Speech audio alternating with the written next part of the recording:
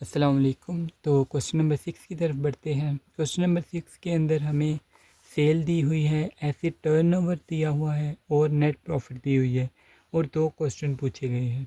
पहला तो सिंपल है कि रिटर्न ऑन एसिड बताना है कि रिटर्न ऑन एसिड कितना है।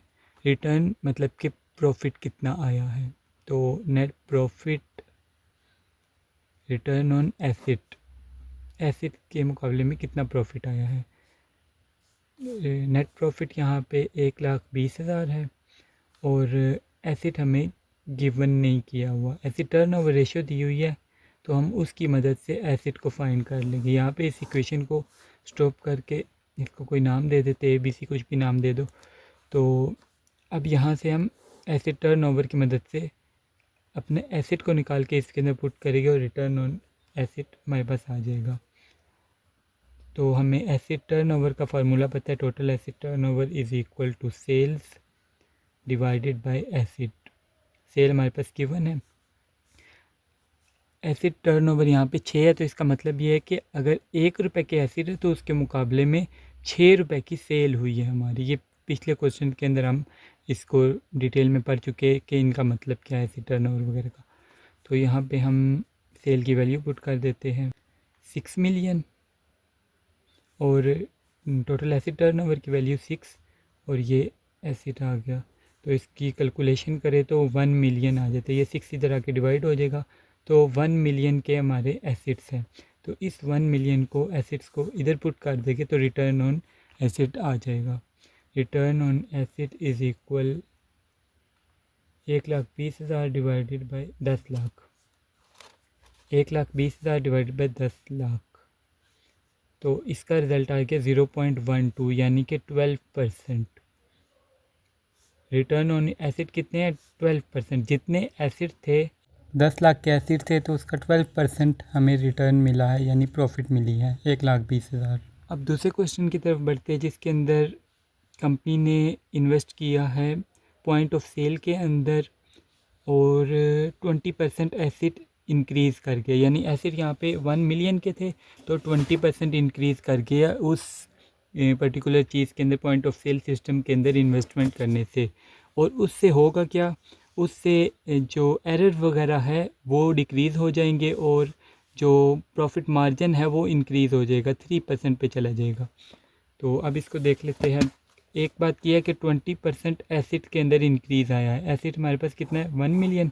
तो न्यू एसिड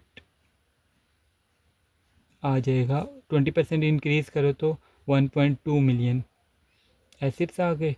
और दूसरी चीज़ ये बताई गई है कि नेट प्रॉफिट मार्जिन 2 से 3% चला जाएगा। अभी हम पहले नेट प्रॉफिट मार्जिन जो पहले पुराना था ना, net profit margin is equal net profit divided by sales 1,20,000 divided by 6 million. तो ये हमारे पास 0.02 यानी कि 2% था नेट प्रॉफिट मार्जिन। अब वो कह रहे हैं कि 2% से इंक्रीज़ हो गया, ये प्रॉफिट मार्जिन इंक्रीज़ कर गया। कितना किया? ये 2 से 3% चला गया। किस वजह से गया ये? क्योंकि हमने अपने सिस्टम को इंक्रीज़ किया, सिस्टम में इन्वेस्टमेंट की है और उसकी एफिशिएंसी इंक्रीज़ होने की वजह से हमारा नेट प्रॉफिट मार्जिन भी इंक्रीज़ कर गया है। प्रॉफिट मार्जिन इंक्रीज़ हुआ है तो जाहिर सी बात है नेट प्रॉफिट भी इंक्रीज़ होगा। न्यू नेट प्रॉफिट फार्मूला यही वाला यूज़ करेंगे, नेट प्रॉफिट मार्जिन वाला।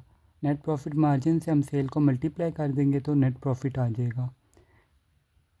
नेट प्रॉफिट मार्जिन जो कि हमारे पास 3% है, पहले 2% था, इस केस में इंक्रीज़ करके 3% हो गया है। तो इसके साथ मल्टीप्लाई करेंगे सेल्स को। सेल के बारे में हमें कुछ भी नहीं बताया गया तो मतलब सेल वही है जितनी पहले थी। तो 6 मिलियन का हम जब 3% निकालेंगे मतलब कि 0.03 से जब मल्टीप्लाई करेंगे 6 मिलियन को तो हमारे पास 1,80,000 आ जाएगा। तो ये हमारे पास न्यू नेट प्रॉफिट आ गया 1,80,000। अब हमसे क्वेश्चन क्या पूछा गया था?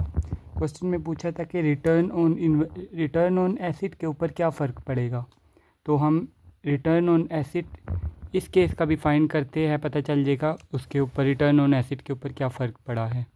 Return on acid is equal net profit जो कि अभी हमने फाइंड की है डिवाइडेड बाय एसिड। पहले एसिड 10 लाख के थे, अब न्यू एसिड कितने हैं 12 लाख के, तो यहाँ पे हम 12 लाख पुट करेंगे। तो इसकी कैलकुलेशन करो तो 0.15 आंसर आता है, मतलब कि 15%। तो रिटर्न ऑन एसिड के ऊपर क्या फ़र्क पड़ा, पहले 12% था रिटर्न और अब हो गया 15%। रिटर्न ऑन एसिड इंक्रीज़ किया है 3%, यानी कि जो हमने पॉइंट ऑफ सेल में 2 लाख रुपए इन्वेस्ट किए थे उसका हमें फ़ायदा हुआ है, 3% हमारे एसिड के ऊपर रिटर्न इंक्रीज़ कर गया है।